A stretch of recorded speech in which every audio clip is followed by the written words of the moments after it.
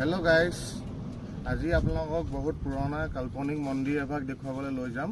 আমি এই বাটেদি যাম হা। এতিয়া যোনটো আহি আছে লগত এই ৰাস্তাটোদি যাম। একদম বহুত পুৰণা কাল্পনিক মন্দিৰ, আপোনালোকে চাব আৰু চবেই সহায় সহযোগিতা কৰিব দেই মন্দিৰ ভাগলৈ বুলি। ধন্যবাদ। হেল্ল' দোস্ত, এই আমি যাত্ৰা আৰম্ভ কৰিছোঁ হা। আমি মন্দিৰ ভাগলৈ গৈ আছোঁ, আপোনালোকক দেখুৱাই আছোঁ। ৰাস্তাটো বৰ উন্নত নহয়, আপোনালোকে দেখা পাইছে পথাৰৰ মাজে মাজে ৰাস্তা। চাই যাওক, আপোনালোকে ভিডিঅ'টো চাই গ'লে দেখা পাব। মানে বহুত ভিতৰৰ দি মানে ৰাস্তাটো, কোনেও গম নাপায় যে ইয়াৰ ভিতৰত এখন থান আছে বুলি। বহুত মানুহে গম নাপায়। বহুত মায়াবী আপোনাৰ থানখন হয়, বহুত কাল্পনিক আৰু মানে ৰজাৰ দিনৰ বুলি কৈছে আৰু। গৈ আছোঁ, এই জাষ্ট পামগৈ আৰু এতিয়া আপোনাৰ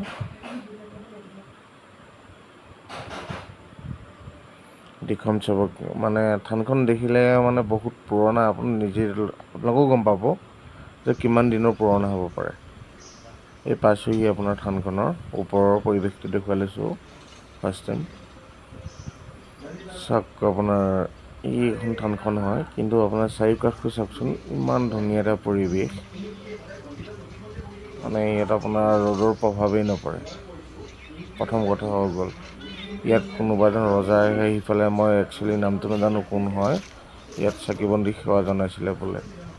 এইফালে এখন আপোনাৰ বিল আছে। আপোনাৰ এইজোপা আপোনাৰ বহুত পুৰণি গছ হয়। এইজোপা মোটামুটি 300 বছৰ ওপৰ হৈ গৈছে। এতিয়া আপোনাক থানখনৰ ভিতৰ ভাগলৈ লৈ আহি আছোঁ। থানখনৰ বোলে দৰ্জা মাৰি থ'ব নোৱাৰে, মানে দৰ্জা মাৰি থ'লে অট'মেটিক দৰ্জাখন খুলি যায়। ইয়াত নিশা বোলে দেৱ দেৱী আহি পেলাই ইয়াত বোলে চাকি বন্তি জ্বলায়, ধূপ গোন্ধ ওলায়। নিশা ভাগত ইয়ালৈ কোনো নাহে। আপোনাৰ থানখন চাওক, খুব সুন্দৰ মানে বনাই থৈ দিছে, দৰ্জা লগাই থ'ব পৰা নাইকিয়া। আৰু থানখন মানে অলপ টিং চিংবিলাক আপোনাৰ বহুত জৰাজীৰ্ণ হৈ গৈছে। চাব, আপোনালোকক দেখুৱাই আছোঁ। এইখন থানৰ মেইন ভাগখন, সৰ্প আঁকা আছে দুয়োকাষে, ত্ৰিশূল সৰ্প। মেইন মন্দিৰ ভাগৰ মেইন ভাগ এৰিয়া। এই আপোনাৰ তাত টিঙৰ মানে কি ধৰি লওক, বান্দৰ আহে বুলি কয় আৰু মানুহে, কিন্তু আমিতো আজিলৈকে দুদিন আহিলোঁ, ইয়াত কিন্তু কোনো ধৰণৰ বান্দৰ দেখা পোৱা নাইকিয়া।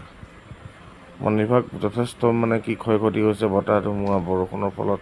ওপৰতে মানে কি গছজোপা থকাৰ কাৰণে তাৰ পৰা যিখিনি পাত পৰে, পাতৰটো আপোনাৰ পানীটো ৰখি ৰখি মানে টিংবিলাকৰ মামৰে ধৰি পেলাই পচি গৈছেগৈ।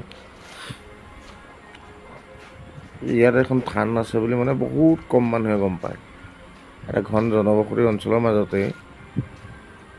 চাওক, আপোনালোকৰ থানখন যদি ভাল লাগিছে, কেতিয়াবা ইয়ালৈ নিশ্চয় আহিব। এই থানখনৰ নাম হৈছে শমশান ঘাট থান হয়।